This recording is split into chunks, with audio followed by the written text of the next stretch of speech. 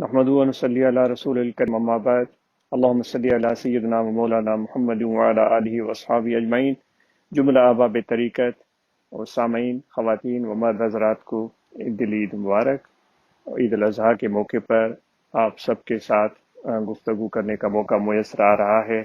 آپ دعاؤں میں شامل ہیں اور ہمیں بھی اپنی دعاؤں میں شامل رکھیں، اور جتنے بھی ہمارے احباب، جتنے بھی مسلمان اس بابرکت موقع پر سنت ابراہیم پر عمل کرتے ہوئے قربانی کر رہے ہیں، ان سب کی اللہ تعالیٰ قربانیوں کو قبول فرمائے۔ اور اس موقع پر جو ابراہیم علیہ السلام نے، جو حضور علیہ السلام کے آبا اجداد میں سے ہیں، بہت پیارے پیغمبر اولوالعزم نبی، جو ان کے صاحبزادے بھی بڑے شان اور مان والے تھے، انہوں نے جس محبت اور جس پیار میں اور جس جذبہ ایمانی میں ایک قربانی پیش کرنے کی کوشش کی اللہ تعالیٰ کی بارگاہ میں، اور اللہ تبارک و تعالیٰ نے ان کی قربانی کو قبول فرمایا، یہ ایک بہترین مثال ہے کہ اللہ تعالیٰ سے محبت کتنی لازوال چیز ہے، اور وہ ہم ابراہیم علیہ نبینا علیہ الصلوۃ والسلام کے اس عمل سے سیکھتے ہیں۔ اس کا تعلق انسان کی نیت سے ہوتا ہے، اس کے دل سے ہوتا ہے۔ ظاہری عمل بھی اہمیت کا حامل ہے، لیکن اس سے بھی آگے بڑھ کر جو ہمارے لیے اس واقعے میں قابل قابل عمل ہے، وہ ہے جذبہ ایمانی، محبت، نیت اور سچائی۔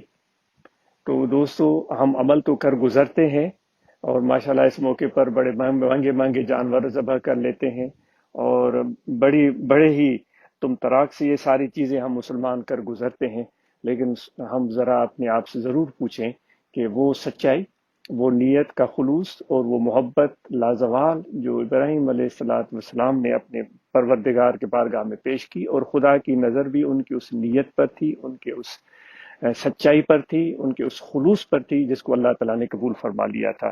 تو ہمیں ضرور اس چیز کو اپنے اندر ٹٹولنا چاہیے کہ کیا یہ نعمت ہمیں میسر ہے یا نہیں۔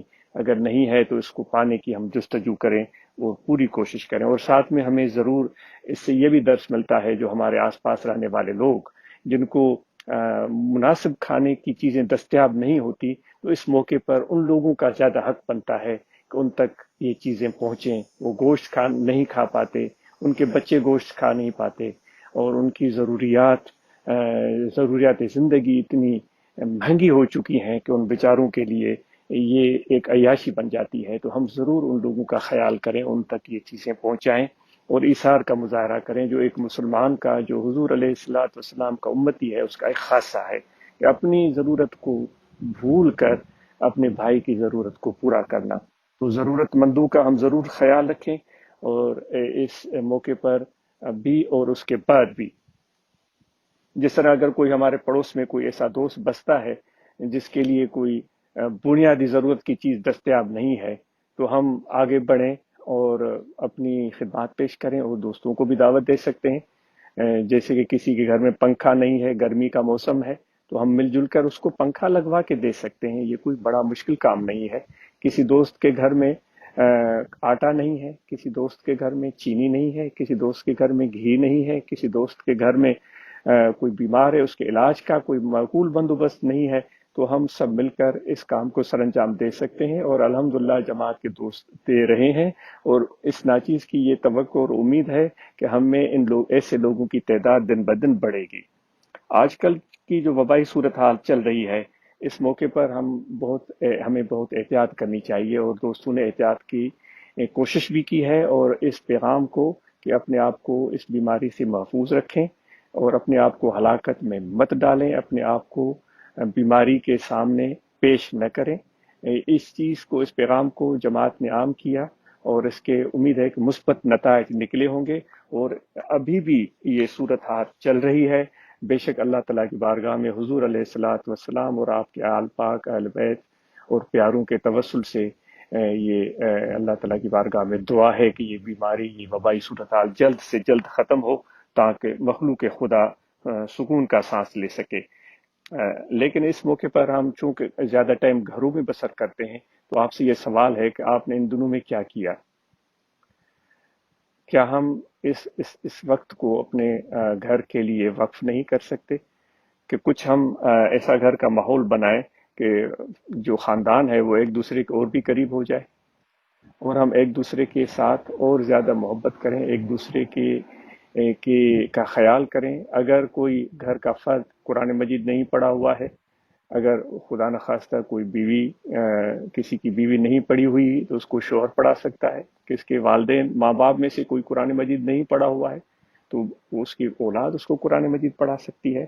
اور اسی طرح اور بہت سارے کام، کسی کو انگلش سیکھنے کا شوق ہے، کسی کو سائنس کے بارے میں معلومات چاہیے، کسی کو فقہ کے بارے میں معلومات چاہیے، کسی کو کوئی اور کمپیوٹر سیکھنے کی احتیاجی ہے کہ وہ کمپیوٹر سیکھنا چاہتا ہے، یہ سارے کام ہمارے گھر میں کوئی نہ کوئی ضرور جانتا ہے۔ تو اس وقت کو ہم مثبت استعمال کر سکتے ہیں، بجائے اس کے کہ ہم سارا دن لیپ ٹاپ پر، موبائل پر اور آئی پیڈ پر ٹائم گزار دیں۔ ہم ایک ایسی حکمت عملی بنا سکتے ہیں کہ جس میں ایک کے بجائے 2 فرد 3 فرد شامل ہو جائیں اور وہ مثبت ایکٹیویٹی ہو جس سے فائدہ پہنچے۔ تو امید ہے کہ آپ اس چیز کو ضرور خیال میں لا رہے ہوں گے اور اس کا فائدہ ہوگا۔ اور اس منفی صورتحال میں، منفی اس لحاظ سے کہ آزمائش ہے خدا کی طرف سے، ہمارے لیے بہترین ایسے کام کرنے کے مواقع موجود ہیں جو ہم زندگی بھر نہیں کر سکے ہیں۔ اپنے ماں باپ کے ساتھ ٹائم نہیں گزار سکے، اپنے بچوں کے ساتھ ٹائم نہیں گزار سکے، ہم اپنے بیوی کا ہاتھ نہیں بٹا سکے، اپنے ماں باپ کا ہاتھ نہیں بٹا سکے، گھر کے کام جو گھریلو گھر کے چار دیواری میں ہوتے ہیں اس میں ہم وہ کام سر انجام نہیں دے سکے، وہ سارے کام ہم کر سکتے ہیں اور اس کا ایک اپنا مزہ اور فائدہ ہے۔ ہم اہل ذکر جماعت سے وابستہ ہیں تو ہماری ذمہ داری بنتی ہے کہ ہم دائمی ذکر قلبی کریں، ایک لمحہ بھی ہمارا اللہ کی یاد کے بغیر نہ گزرنے پائے۔ جو ہمیں کہا گیا ہے کہ جو لمحہ ذکر کے بغیر گزر گیا وہ ایسے سمجھا جائے جیسے کہ وہ لمحہ ضائع ہو گیا۔ تو ذکر قلبی بہترین طریقہ ہے، زبان تالو کے ساتھ چسپان رہے، سانس آتا جاتا رہے، آپ ہر مرحلے پر، ہر کام میں، ہر جگہ پر اپنے دل میں اللہ تعالیٰ کے ذکر کا دھیان رکھیں کہ دل میں اللہ تعالیٰ کا ذکر ہو رہا ہے۔ اور نماز تو ایک بنیاد ہے دین اسلام کا، ہم سب نماز کی پابندی کریں، ہمارے اولاد کو بھی اللہ تعالیٰ یہ توفیق دے کہ وہ بھی اس طرف آگے بڑھیں۔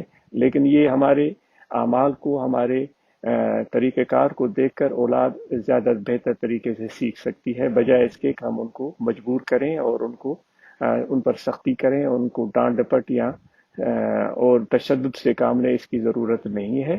جتنی ہم بہتر کارکردگی رکھیں گے، مثبت طریقہ کار گھر میں رکھیں گے، تو اتنا ہی بہتر اثر ہماری اولاد پر بھی پڑ سکتا ہے۔ تو نماز کی ہم سب پابندی کریں، ذکر کی ہم پابندی کریں، فیملی ممبرس مل کر مراقبہ کر سکتے ہیں، ختم شریف پڑھ سکتے ہیں جو کہ ہمارے طریقہ عالیہ کا معمول ہے، جس کی بے شمار برکتیں ہیں۔ ختم خواجگان ہم پڑھ سکتے ہیں جس سے اللہ تعالیٰ یہ مشکلات، یہ مصیبتیں اپنے پیاروں کی دعاؤں کے صدقے میں یہ ساری تکلیفیں ٹال دے۔ تو جن احباب کو شجرہ عالیہ یاد نہیں ہے تو وہ شجرہ عالیہ یاد کریں، تو انشاءاللہ اس سے اور زیادہ موقع ملے گا، فائدہ ہوگا اور اس کی برکتیں حاصل ہوں گی، اور مرشد کامل کا فیض اور توجہات باطنیہ ہمیں حاصل ہوتے رہیں گے۔ تنظیمی پلیٹ فارم پر احباب متحرک رہتے ہوں گے، اس موقع پر اپنے گھروں میں آپ رہتے ہوئے تنظیمی حوالے سے اپنے دوستوں سے رابطے میں رہ سکتے ہیں۔ آج کل کی اس جدید دور میں ایسی ٹیکنالوجیز ہیں کہ جیسے گھر میں بیٹھ کر آدمی بہت سارے کام کر سکتا ہے۔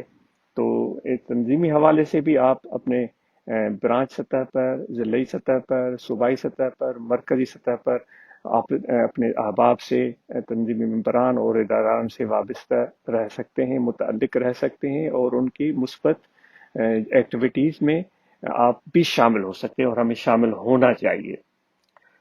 تو اس کے ساتھ جو چونکہ یہ وبائی صورتحال ابھی تک ختم نہیں ہوئی، پھر عید کا موقع آ رہا ہے، تو آپ اور ہم سب اس پر احتیاط ملحوظ رکھیں۔ جو سوشل ڈسٹنسنگ، جس کو سماجی دوری کہا جاتا ہے، اس کے لیے ہر جگہ زور دیا جا رہا ہے کہ بجائے اس موقع پر کہ ہم ایک دوسرے کے ساتھ ملنے، اور وہ بھی اس طرح ملے کہ یہاں جو بتایا جا رہا ہے کینیڈا میں کہ بھائی ایک فیملی دوسری فیملی کے پاس جا رہی ہے تو اس میں بھی وہ تعداد بتا رہے ہیں کہ اتنے لوگ ہوں، اس سے زیادہ نہ ہو۔ تو اگر آپ ملنے جلنے جا رہے ہیں اپنے دوستوں کے ساتھ تو اس میں بھی غیر ضروری طور پر بہت سارے لوگ شامل ہونے کے بجائے اس حاضرین کی ملاقاتوں کی تعداد محدود رکھی جائے جس فیملی سے ملنے جا رہے ہیں. اب یہ چیز میں یہاں کے حوالے سے عرض کر رہا ہوں، پاکستان کے حوالے سے وہاں کی حکومت کی جو تعلیمات ہیں، ہدایات ہیں، آپ اس کو مد نظر رکھیں. اگر وہاں بھی اگر ملنے جلنے جا رہے ہیں تو حکومت کی طرف سے جو ہدایات آ رہی ہیں، جو طبی ماہرین ہیں، ڈاکٹر ہیں، ان کی طرف سے جو ہدایات آ رہی ہیں اس کو مد نظر رکھیں تاکہ کوئی بے احتیاطی نہ ہو، اس سے خدا نخواستہ کوئی نقصان نہ پہنچے. جب ہم نکلتے ہیں، آپ نکلتے ہیں کہیں اسی جگہ پر نماز پڑھنے جا رہے ہیں عید کی، اگر حکومت اجازت دے رہی ہے اور آپ نماز پڑھنے جا رہے ہیں، اگر حکومت کی ہدایت ہے کہ آپ گھروں میں رہیں تو ہمارے لیے بہتر یہ ہے کہ ہم گھروں میں رہیں. اگر حکومت اجازت دے رہی ہے اور وہ شرائط لاگو کر رہی ہے تو ان کو خیال رکھتے ہوئے اگر کوئی چاہے تو وہ نماز کے لیے جا سکتا ہے. لیکن اس معاملے میں بہت زیادہ احتیاط کی ضرورت ہے. جب ہم جائیں تو ماسک لگا کر جائیں، لاپرواہی سے نہ جائیں. ماسک لگی ہوئی ہو تاکہ کسی اور کی بیماری خدا نخواستہ ہے تو اس سے ہم محفوظ رہیں. اگر ہمیں بیماری ہے تو ہم کسی اور کو بیماری میں مبتلا نہ کر دیں. لیکن جس طرح پہلے احباب کو کہا گیا تھا کہ ہم سب نے پورا دھیان رکھنا ہے جن چیزوں کا، اس سے کافی ہم اپنے آپ کو محفوظ رکھ سکتے ہیں اور لوگوں کو محفوظ رکھ سکتے ہیں. اس میں ہم زور دیا گیا تھا کہ اپنے ہاتھوں کو دھوئیں. جیسے کبھی چھینک آ گئی یا کھانسی آ گئی اور چھینک آتے ہوئے ہم ایسے ہی چھینک نہ دیں. یا تو ٹیشو پیپر ہو اپنے منہ پر رکھ لیں فوراً. اگر ٹیشو پیپر نہیں رکھ پاتے تو اپنی کوہنی اپنے ناک اور منہ پر رکھ لیں تاکہ وہ جو چھینٹے ہیں تھوک کی صورت میں وہ اور لوگوں تک نہ پہنچیں. یہ بہت ضروری چیز ہے جس کا ہم سب نے خیال رکھنا ہے. اور حضور علیہ الصلاۃ والسلام نے بھی بے شمار چیزوں پر ہدایات عطا فرمائی ہیں. صفائی کے لیے بہت آپ نے زور دیا ہے. یہاں تک فرماتے ہیں جماعی آئے تو اپنے منہ پر ہاتھ رکھیں. اور چھینک کے بھی آداب ہیں اور یہ آج کے سائنسی دور میں ان چیزوں کی بہت زیادہ اہمیت ہے. اور اگر خدا نخواستہ کوئی بیمار ہے، آپ اور ہم میں سے کوئی شخص اس کی تیمارداری کر رہا ہے، تو اس صورت میں جب تیمارداری سے فارغ ہو تو بھی ہمیں ہاتھ دھونے چاہیے. اور ہاتھ دھونے کا طریقہ بے شمار صورتوں میں سوشل میڈیا پر دستیاب ہے. جو مستند طریقے ہیں وہ بھی آپ کو نظر آئیں گے جس کو WHO نے سکھائے ہیں کہ اس طرح ہاتھ دھوئے جائیں. تو اس چیز کو مد نظر رکھیں تو کسی بیمار کی تیمارداری کے بعد بھی ہم اور آپ اپنے ہاتھ دھو لیں. اور جب بھی ہمیں محسوس ہو کہ ہمارے ہاتھ گندے ہو گئے ہیں، بھلے دن میں 10 بار ایسا محسوس ہو، تو ہمیں بہترین طریقے سے پورے احتیاط سے اپنے ہاتھوں کو دھو لینا چاہیے. جب ہم باتھ روم جاتے ہیں، چھوٹا پیشاب یا بڑا پیشاب جو بھی کر کے ہم واپس آتے ہیں، تو اس کے بعد بھی بہترین طریقے سے پورے احتیاط کے ساتھ ہم اپنے ہاتھوں کو صاف کر لیں. کھانا کھانے کے لیے ہم جا رہے ہیں تو بہترین طریقے سے پورے احتیاط کے ساتھ ہاتھ دھو لیں. اور خشک بھی کرنا ہے تو کہا گیا ہے کہ وہ جو ٹیشو پیپر دستیاب ہوں اگر گھر میں، تو ایسے ٹیشو سے جو کہ استعمال پہلے نہیں ہوا، جو ڈبے میں سے نکل رہا ہے، اس سے اپنے ہاتھ خشک کریں. اگر یہ نہیں ہے تو پھر ایسا کپڑا ہو جس پر گمان ہو کہ یہ کپڑا بالکل صاف ہے، تاکہ ہمارے ہاتھ کھانا کھانے سے پہلے پوری طرح صاف رہیں. اسی طرح جب گھر میں ہم کھانا بنا رہے ہوتے ہیں تو کھانا بناتے بناتے اور بھی کام کر گزرتے ہیں. آٹا گوندھ رہی ہے خاتون، پھر چلی گئی کسی دوسرے کام کی طرف، مجبوری ہوتی ہے. کسی بچے کو کی مدد کی، اپنے گھر کے کسی فرد کی مدد کی، یا مرد چائے بنا رہا ہے یا مرد کھانا بنا رہا ہے، اس نے کوئی اور کام بھی کر لیا، یا اس کو محسوس ہوا کہ میرے ہاتھ پہلے تو صاف تھے لیکن میں نے درمیان میں کہیں اور ہاتھ ڈالے ہیں، تو پھر اس دوران دوبارہ ہاتھ دھونے کی ضرورت ہے. پہلے تو کھانا پکانے سے پہلے ہاتھ دھو لیں. اگر درمیان میں بھی ہم نے ادھر ادھر ہاتھ مارے ہیں تو پھر دوبارہ ہاتھ دھو کر صفائی کر کے پوری احتیاط کے ساتھ پھر ہم کھانا پکانے میں شامل ہوں. اسی طرح گھروں میں جانور ہوتے ہیں، گائے ہوتی ہے، بھینس ہوتی ہے، یا گھروں میں ہم پالتو جانور رکھتے ہیں، بلیاں رکھتے ہیں یا اور جانور ہم رکھتے ہیں، تو ان کو ہاتھ لگاتے ہیں. گائے کو ہاتھ لگایا، بھینس کو لگایا، یا کسی بکری کو لگایا، یا کسی اور جانور کو.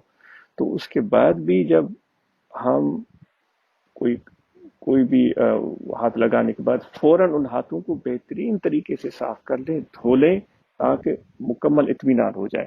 یہ بنیادی چیزیں ہیں جن کا ہمیں خیال رکھنا ہوگا، اور باقی آپ سمجھدار ہیں اور سب چیزیں آپ کو آپ کی معلومات کے لیے دستیاب ہیں۔ آپ جب بھی کسی چیز کو ٹٹولنا چاہیں، دیکھنا چاہیں، خود دیکھ سکتے ہیں۔ تو یہ چند باتیں تھی میں نے عرض کی ہیں، اور آپ سب کو بہت دلی عید مبارک مرتبہ پھر۔ یہ خوشی کے دن اپنے فیملی کے ساتھ گزاریں، ان کے ساتھ اچھے اچھے کھانے بنائیں، اور مل جل کے آپ کھانا پکائیں اور کھانا بنائیں، کھانا کھائیں، اور پھر ساتھ میں اچھی معلومات، اچھی باتیں شیئر کریں، اچھی گفتگو کریں، اور نوجوانوں کو موقع دیں۔ نوجوان ہماری بیٹیاں، نوجوان ہمارے بیٹے جب دسترخوان پر بیٹھتے ہیں ان کو موقع دیں، وہ گفتگو کریں۔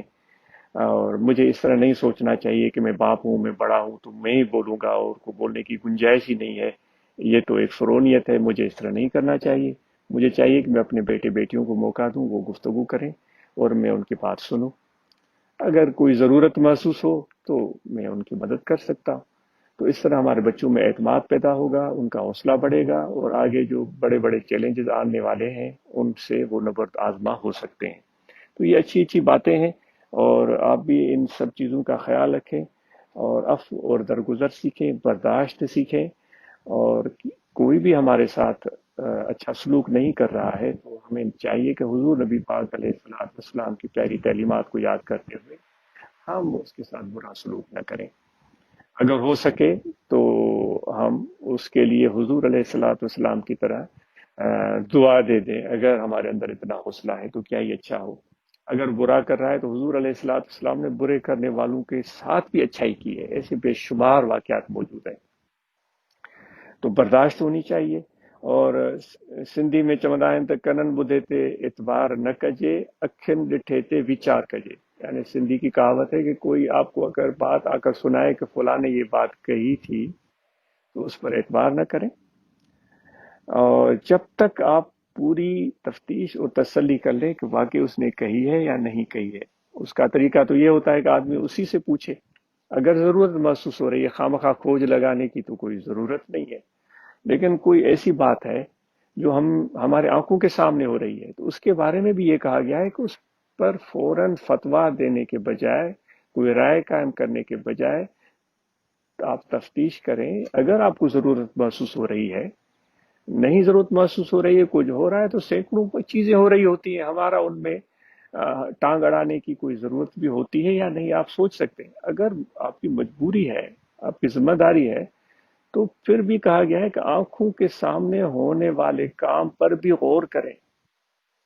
وہ دکھنے میں کچھ آ رہا ہوتا ہے، حقیقت کچھ اور ہوتی ہے۔ تو برداشت، تحمل، بردباری، درگزر ہمارے آقا و مولا حضرت صلی اللہ علیہ وآلہ وسلم کی ایک خصوصیات میں سے ہے۔ تو ہمارے اندر بھی یہ چیز ہونی چاہیے۔ جس طرح کہتے ہیں باجد بستامی رحمۃ اللہ تعالیٰ علیہ عید کے دن جا رہے تھے صاف کپڑے پہن کر اپنے دوستوں کے ساتھ، تو کسی نے گھر کے بالا خانے سے جو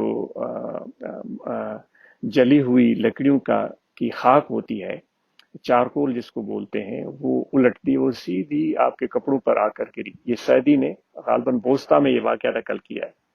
تو لوگ بڑے پریشان ہوئے کہ آپ کے کپڑے خراب ہو گئے۔ آپ تھوڑی دیر وہاں رکے رہے اور پھر کہا شکر الحمدللہ۔ تو لوگوں نے عرض کیا کہ حضرت یہ تو شکر الحمدللہ کہنے کا موقع ہی نہیں تھا، اس کمبخت نے تو بڑا ظلم کیا ہے، یہ آپ کے کپڑے خراب کر دیے۔ آپ نے اس کو یہ جواب دیا کہ بھائی بایزید کا جسم جو تھا نا وہ تو آگ کا حقدار تھا، یہ جلی ہوئی ایندھن کی خاک اوپر آئی ہے تو میری تو بچت ہی ہو گئی ہے۔ تو دوستو یہ وہ برداشت ہے جو اولیاء اللہ نے اپنے اندر پیدا کی، اور کس پیرائے میں لوگوں کے سامنے اس بات کو بیان کیا کہ ایک ہر سوچ کا زاویہ رکھنے والا آدمی آپ کی بات سن کر چپ ہو گیا۔ تو اللہ تعالیٰ یہ برداشت اور بردباری اور تحمل مزاجی اور رفت، رؤوف الرحیم جو ہمارے پیارے آقا و مولانا صلی اللہ علیہ وسلم تھے، وہ چیزیں ہمیں نصیب کرے، اور یہی ذکر کے ثمرات ہیں۔ اس گفتگو میں کچھ ضروری کچھ غیر ضروری باتیں ہو گئی ہوں گی۔ آپ سمجھدار ہیں، جو کام کی چیزیں ہیں ان کو لے لیں، جو کام کی چیزیں نہیں ہیں ان کو چھوڑ دیں، اور ہو سکتا ہے میری باتیں غلط ہوں، ہو سکتا ہے صحیح ہوں، آپ خود ان پر غور و فکر کر سکتے ہیں، جو کام کی چیزیں ان کو لیں، جو کام کی نہیں ہے آپ ان کو چھوڑ دیں، اور مجھے اپنی خصوصی دعاؤں میں یاد رکھیں۔ اللہ تعالیٰ آپ سب کو اپنے حفظ و امان میں رکھے، اس وبا میں اللہ تعالیٰ ہم سب کو محفوظ رکھے، پورے عالم اسلام، پوری دنیا کے لوگوں کو اس مصیبت اور اس مشکلات سے محفوظ اور معمون رکھے، اور جلد سے جلد انسانیت اس مشکل صورتحال سے نکل آئے، اور آفرین ہو ان سائنس اور ان ڈاکٹروں پر، طبیبوں پر جو دن رات اس کے علاج ڈھونڈنے میں لگے ہوئے ہیں۔ اللہ تعالیٰ ان کو اس میں کامیابی عطا فرمائے، اور تاکہ اس کا کوئی علاج نکال لیں، تاکہ مخلوق خدا کو اس سے نجات حاصل ہو سکے۔ بہت شکریہ، جزاک اللہ، ہمارے نر البلا۔